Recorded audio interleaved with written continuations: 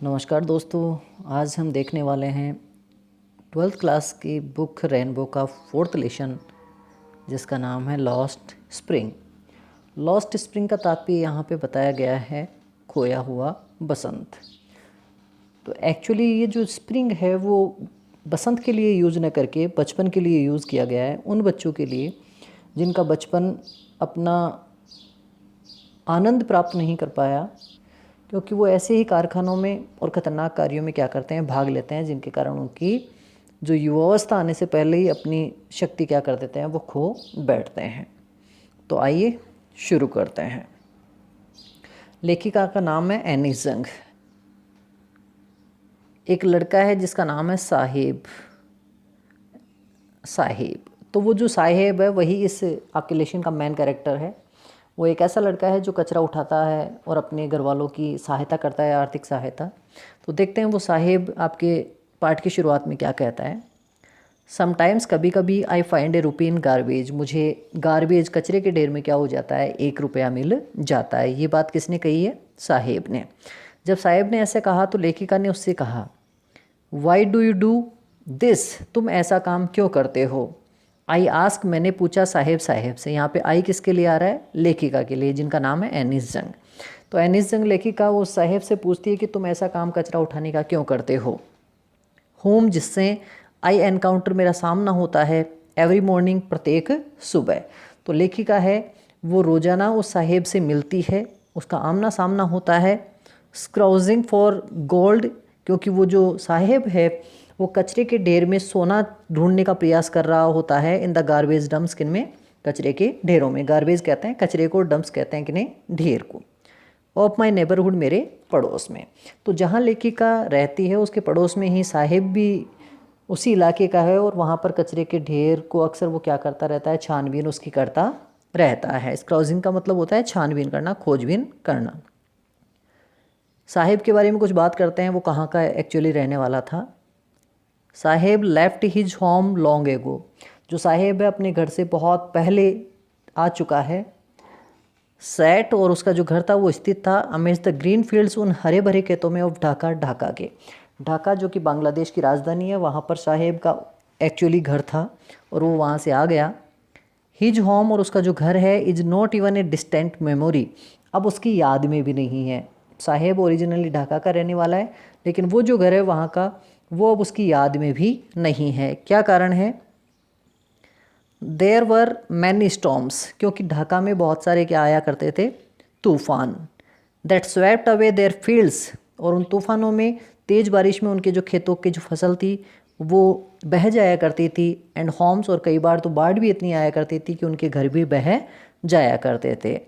His mother tells him, ये बात उस साहिब की माँ उस साहिब को क्या करती है? बताती है, क्योंकि साहिब को तो ये पता नहीं है, लेकिन उसकी माँ ये बात बताती है।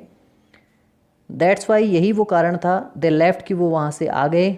लुकिंग फॉर गोल्ड, पैसे की तलाश में। यहाँ पे गोल्ड का तात्पर्य पैसा है। इन द बिग सिटी, उस बड़े शहर में। वेयर ही नाउ लिव्स, जहाँ पर वो अब क्या करता है? रहता है। अब साहिब उसकी बात का जवाब देता है लेखिका का, I have nothing else to do, क्योंकि मैं ये काम इसलिए करता हूँ क्योंकि मेरे पास दूसरा काम नहीं है। ही मटर्स, वो बड़बड़ाता हुआ ये बात कहता है। लुकिंग अवे, मुझसे नज़र नहीं मिलाता है और अपनी नज़र को दूर घुमा लेता है। तो लेखिका उससे कहती है, गो टू स्कूल, तुम ये काम मत करो, तुम स्कूल जाया करो। आई से ग्लिबली, मैं बिल्कुल लापरवाही से ये बात कहती हूँ। रियलाइजिंग, और मुझे महसूस होता है इमीडिएटली, तत्काल ही, how hollow the advice must sound, कि ये स्कूल जाने की मेरी जो सलाह है वो अपने आप में कैसी है? खोखली है। तो गरीब व्यक्तियों के लिए, जिनके लिए खाना भी नसीब नहीं है, उनके लिए शिक्षा की व्यवस्था अपने आप में बहुत मुश्किल है। There is no school in my neighbourhood, Saheb कहता है कि मेरे पड़ोस में कोई स्कूल नहीं है। व्हेन दे बिल्ट वन, जब सरकार वाले कोई स्कूल बना देंगे, आई विल गो, मैं चला जाऊँगा। तो साहेब भी हाजिर जवाबी है, वो कहता है कि जब सरकार वाले स्कूल बना देंगे तो मैं चला जाऊँगा।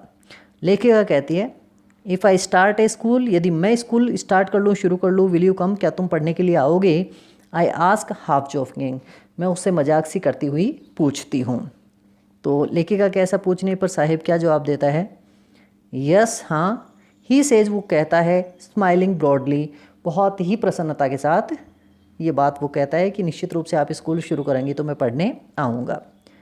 ए फ्यू डेज़ लेटर, कुछ दिनों के बाद, I see him running up to me, मैंने देखा कि साहिब मेरे पास दौड़ता हुआ है। यहाँ पे मेरे का तात्पर्य लेखिका से है, लेखिका की तरफ दौड़ता हुआ आता है और पूछता है, इज़ योर स्कूल रेडी, क्या आपका विद्यालय शुरू हो गया है, तैयार हो गया है? यदि हो गया है तो मैं पढ़ने के लिए आऊँ। तो लेखिका कहती है, इट टेक्स लॉन्गर, बहुत लंबा समय लगता है, टू बिल्ड ए स्कूल, एक स्कूल बनाने में।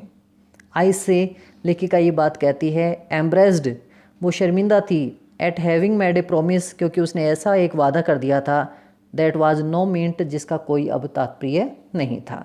लेखिका ने उससे कह तो दिया था कि तुम स्कूल आओ तो मैं स्कूल खोलूँ। तो एक दिन साहिब ने उससे पूछा कि क्या आपका स्कूल तैयार हो गया? तो लेखिका शर्मिंदा हो जाती है क्योंकि वो अपना वादा नहीं निभा पाई।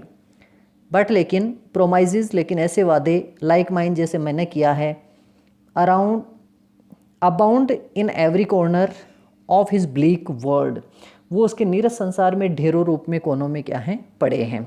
लेखिका ये कहना चाह रही है कि ऐसे गरीब लोगों से सरकार वाले बहुत से वादे करते हैं लेकिन कभी पूरे नहीं करते। आफ्टर मैनी मंथ्स, कई महीनों के बाद, ऑफ नोविंग हिम, जब मैं उन्हें जानने लगी थी, I ask him his name, मैंने एक दिन उससे उसका नाम पूछ लिया। तो लेखिका ने उससे नाम पूछा, साहेब आलम, साहेब आलम। ही अनाउंसेस, वो ये बात घोषणा करते हुए कहता है कि मेरा नाम साहेब आलम है। ही डज नॉट नो, उसे पता भी नहीं है, वॉट इट मीन्स, कि उसके नाम का वास्तव में अर्थ क्या है। साहिब ने कह दिया कि मेरा नाम साहेब आलम है, लेकिन साहिब को वास्तव में अपने नाम का अर्थ नहीं पता है।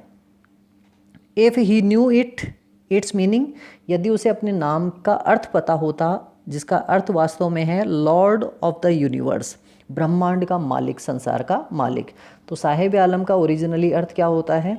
ब्रह्मांड का या संसार का मालिक। यदि उसे ये बात बताई जाती, he would have a hard time, उसे बहुत मुश्किल होती, बिलीविंग इट, इस बात पर विश्वास करने में, क्योंकि संसार के मालिक के पास तो सब कुछ होता है, लेकिन साहिब तो क्या है, एक गरीब आदमी है, तो उसे अपनी बात पर, अपने नाम पर विश्वास नहीं होता।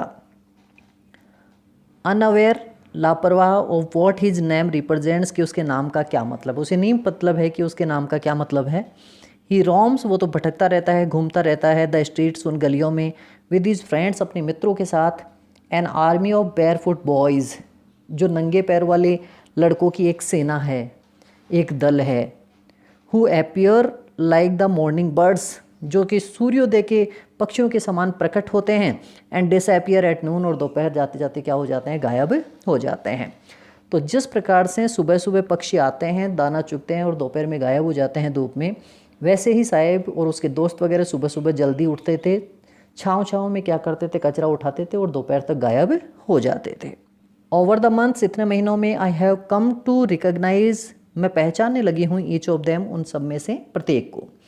तो लेखिका साहिब आलम और उसके दोस्तों में प्रत्येक व्यक्ति को, प्रत्येक बच्चे को जानने लगी है क्या उसका नाम है। लेखिका देखते हैं एक लड़के से क्या कहती है, why aren't you wearing chappals, तुमने चप्पलें क्यों नहीं पहन रखी है। Ask one, I ask one, लेखिका ने एक लड़के से पूछा। अब वो लड़का क्या जवाब देता है लेखिका को, माई मदर, मेरी माँ, डिड नॉट ब्रिंग देम, उनको नहीं उतारती है, फ्रॉम सेल्फ, ताक से। ही एंसर्स सिंपली, वो साधारण रूप से जवाब देता है कि मेरी माँ ने मेरी चप्पलों को ताक में रख दिया है। नॉर्मली जिसे हम आलिया कहते हैं, तो आलिया में रख दिया है मम्मी ने, तो वो मुझे उतार के नहीं देती है, क्योंकि गरीब लोगों के पास एक ही तो चप्पल होती है, यदि वो तोड़ देगा तो फिर दोबारा कैसे आएगी, इसलिए मम्मी ने ऊपर रख दिया। अब एक दूसरा लड़का और है, वो देखते हैं क्या कहता है। इवन इफ, यदि, सी डिड, यदि वो उतार भी दे, he will throw them off, वो उनको फेंक देगा। एड्स अनदर, एक लड़का ये बात दूसरा कहता है, हु इज़ वेयरिंग शूज़, जिसने जूते पहन रखे हैं, दैट डू नॉट मैच, लेकिन उसके जो पहने हुए जूते हैं वो एक दूसरे से मैच नहीं करते, मतलब वो या दूसरी अलग अलग कंपनियों के हैं या फिर उनका कलर अलग है। तो वो लड़का कहता है कि उसकी माँ यदि चप्पल दे भी देगी तो वो नहीं पहनेगा। When I comment on it, और जब मैं इस बात पर टिप्पणी करती हूँ, ही सफल्स हिज फीट, वो अपने पैरों को सरसराने लगता है, एंड सेंस नथिंग, लेकिन कुछ भी नहीं कहता। लेखिका जब उससे कहती है कि तुम्हारे जूते अलग अलग डिज़ाइन के हैं, तो वो शर्मिंदा हो जाता है और अपने पैरों को सराहने या घसीटने लग जाता है।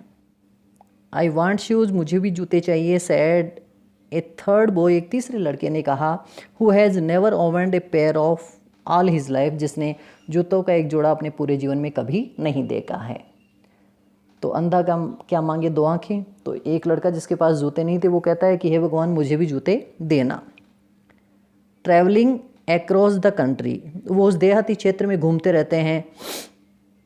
आई हैव सीन चिल्ड्रन, मैंने बच्चों को देखा है, वॉकिंग बेयरफुट की, ये बच्चे बिना चप्पलों के नंगे पैर ही घूमते रहते हैं। इन सिटीज़, शहरों में भी ऐसे ही घूमते हैं, ऑन विलेज रोड्स, और गाँवों की सड़कों पर भी वो ऐसे ही घूमते रहते हैं।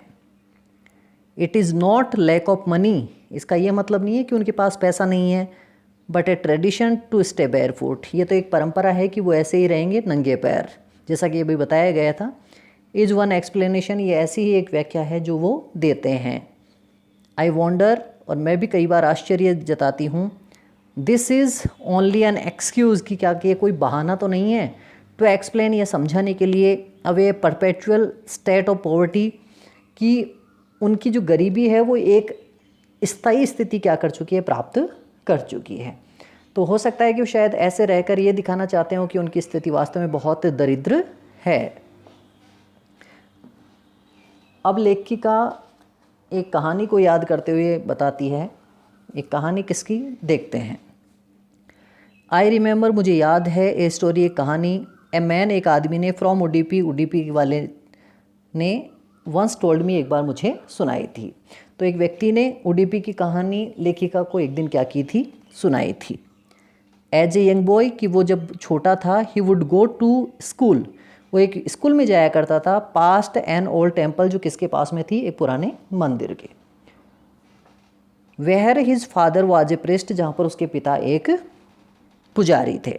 तो जिस आदमी ने लेखिका को वो कहानी सुनाई है, वो एक ऐसे विद्यालय में जाया करता था जिस विद्यालय के पास में एक टेम्पल था, मंदिर था, और उस मंदिर में उस लड़के के पिताजी क्या थे, प्रिस्ट थे, पुजारी थे।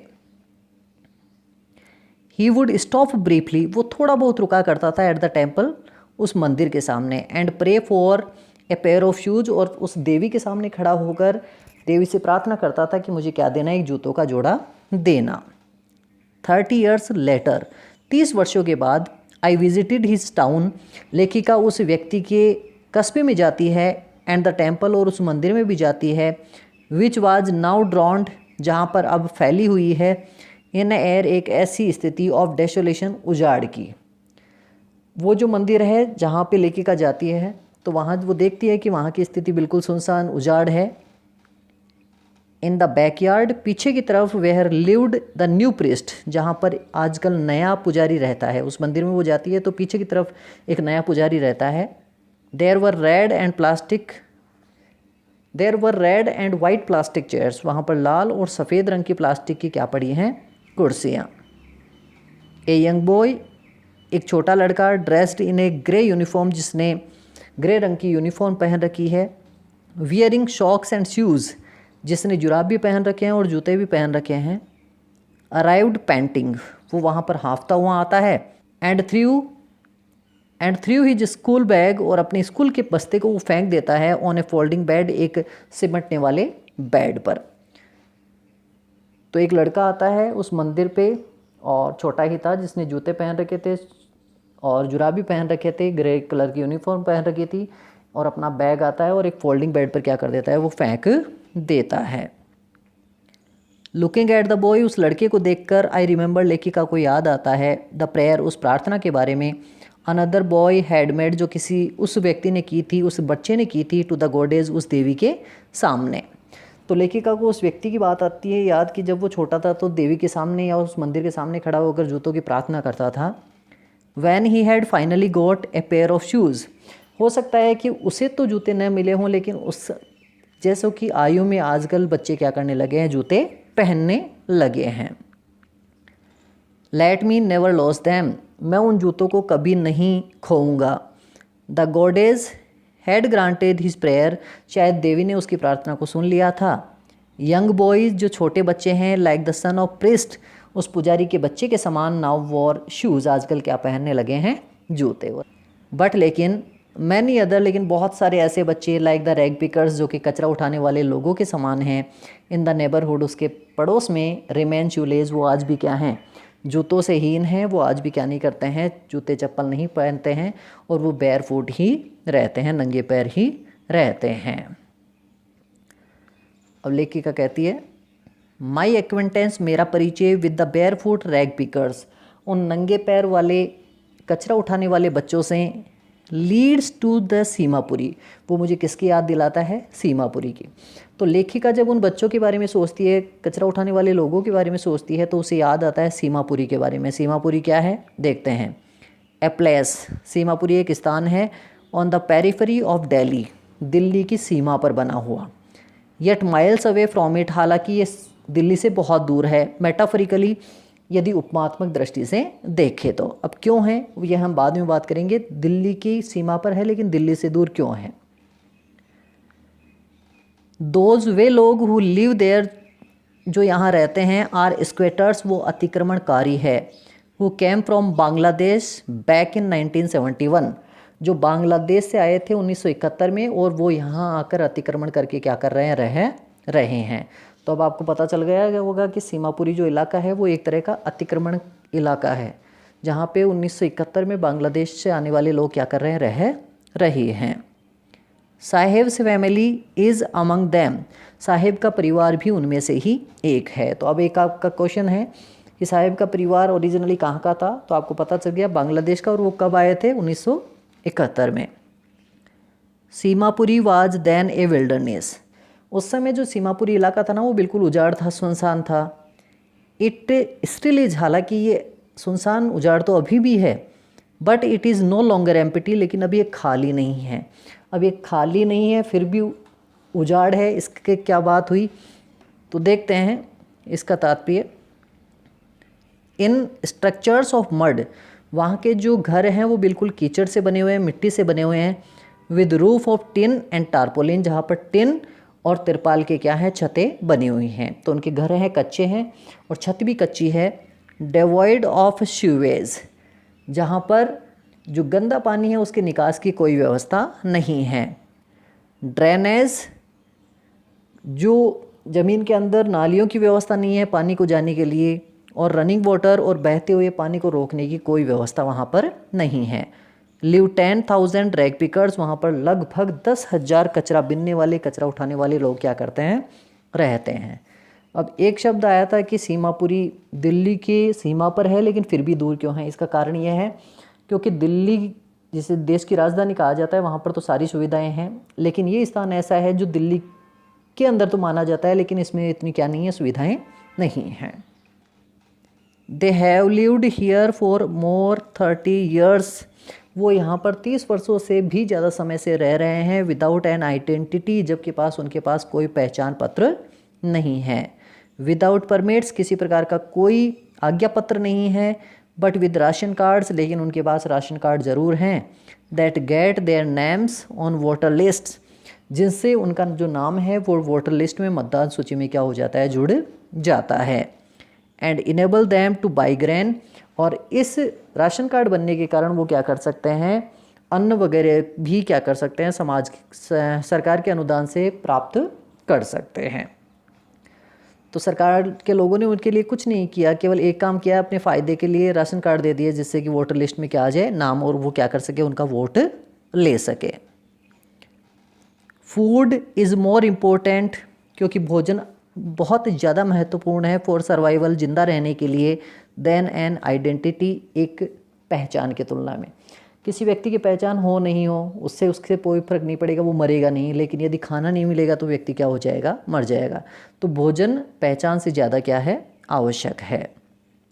इफ़, यदि, at the end of the day, यदि दिन के अंत में, we can feed our families, हम अपने परिवार वालों को खाना खिला सकें, and go to bed without an aching stomach, और बिना पेट दर्द के यदि सो सकें, we would rather live here, हम यहाँ रहना पसंद करेंगे, देन इन द फील्ड्स, उन खेतों के बजाय, that gave us know gran, जिनसे हमें क्या नहीं मिलता था, अनाज नहीं मिलता था।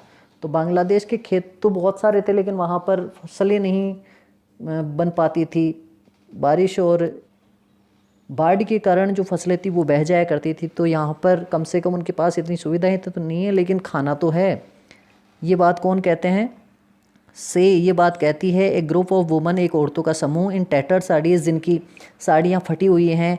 व्हेन आई आस्क देम, जब लेखिका उनसे पूछती है, why they had left their beautiful land of green fields and rivers, कि तुमने अपने उस सुंदर और हरे भरे खेतों और नदियों वाली भूमि को क्यों छोड़ दिया। तो एक दिन लेखिका उनसे पूछती है कि तुमने उन हरे भरे खेतों वाले और नदियों के ज़मीन को क्यों छोड़ दिया। बांग्लादेश के ढाका के बारे में बात कर रही हैं। तो वो औरतें कहती हैं कि वहाँ पर सब कुछ था, लेकिन हमारे जो खेत थे वो हमें क्या नहीं देते थे, अनाज नहीं दे पाते थे। तो कम से कम यहाँ रह रहे हैं तो खाना तो मिल रहा है।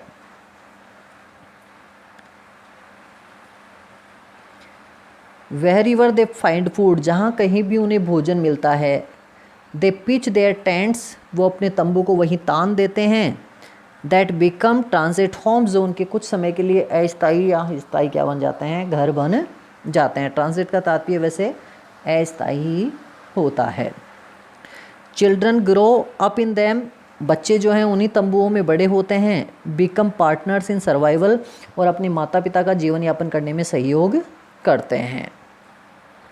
एंड सर्वाइवल इन सीमापुरी, और यदि सीमापुरी में किसी को जिंदा रहना है, मीन्स रैग पिकिंग, उसे क्या करना पड़ेगा, कचरा उठाना पड़ेगा। तो आपका क्वेश्चन है सीमापुरी में जिंदा रहने के लिए क्या करना पड़ेगा, रैग पिकिंग करनी पड़ेगी, कचरा उठाना पड़ेगा। थ्रू द ईयर्स, इतने वर्षों में, it has acquired the proportion, इसने एक आकार प्राप्त कर लिया है, ऑफ ए फाइन आर्ट, एक उत्तम कला का। और कचरा उठाना भी अपने आप में एक क्या हो गया है, अपने आप में एक कला है। गार्बेज टू देम, और ऐसे लोगों के लिए जो कचरा है, इस गोल्ड, वो सोने के समान है। कचरा सोने के समान क्यों है? क्योंकि उस कचरे को बेचकर वो अपने जीवन को क्या करते हैं, चलाते हैं। It is their daily bread, क्योंकि इस कचरे से ही उनको रोजाना का भोजन मिलता है। ए रूफ, एक छत मिलती है। ओवर देयर हेड्स, अपने सिरों के ऊपर।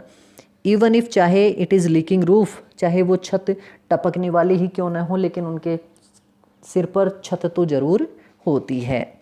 बट फॉर ए चाइल्ड, लेकिन एक बच्चे के लिए, इट इज़ इवन मोर, उस कचरे का तो और भी अधिक क्या है, महत्व है। देखते हैं कचरे के लिए उसका क्या महत्व है।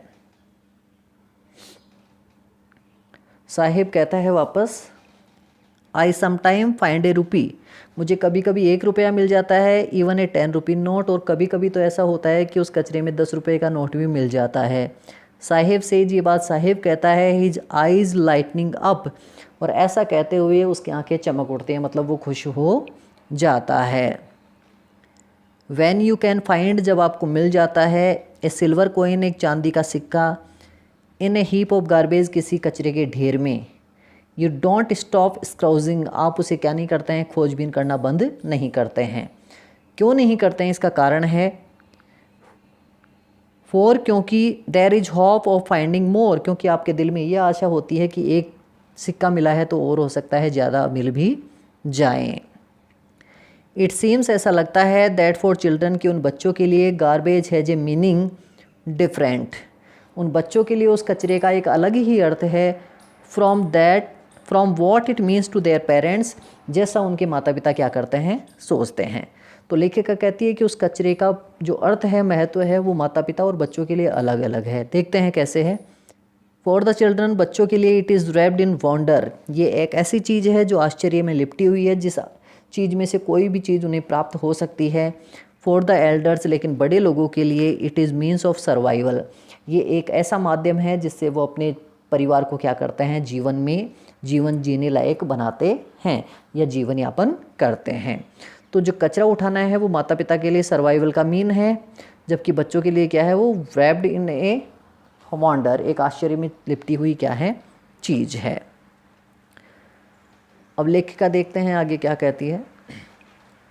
वन विंटर मॉर्निंग, एक सर्दियों की सुबह में, आई सी साहेब, लेखिका ने साहेब को देखा। Standing by the fence gate, जो एक बाड़ लगे हुए दरवाजे के पास में खड़ा था। ऑफ द नेबरिंग क्लब, जो कि पास ही के कोई एक खेल मैदान का था।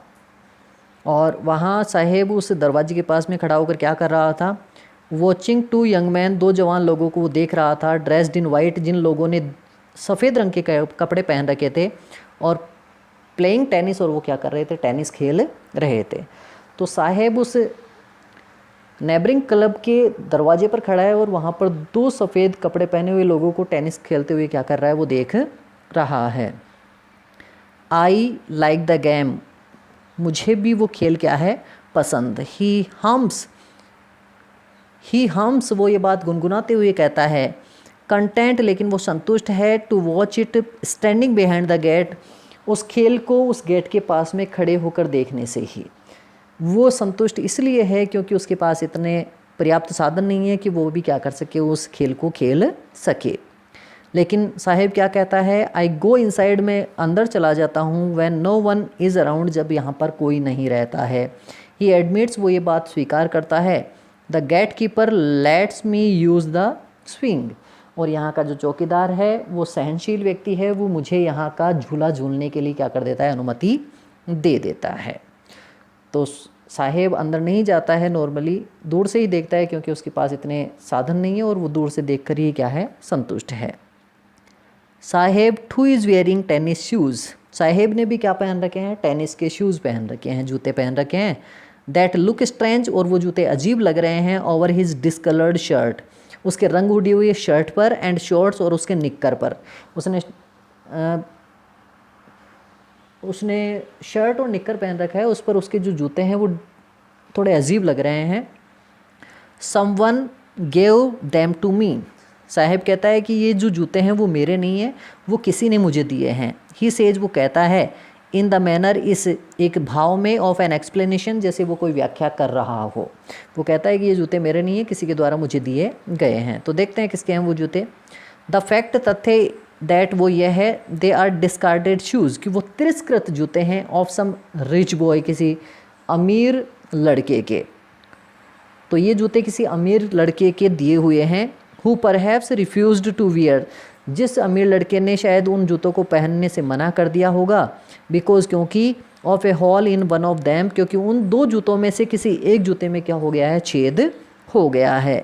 डज नॉट बॉदर हिम, लेकिन उस जूते में जो हो रखा छेद है उससे साहेब को कोई परेशानी नहीं है, क्योंकि साहेब को पता है कि वो नए जूते क्या नहीं कर सकता है, खरीद नहीं सकता है।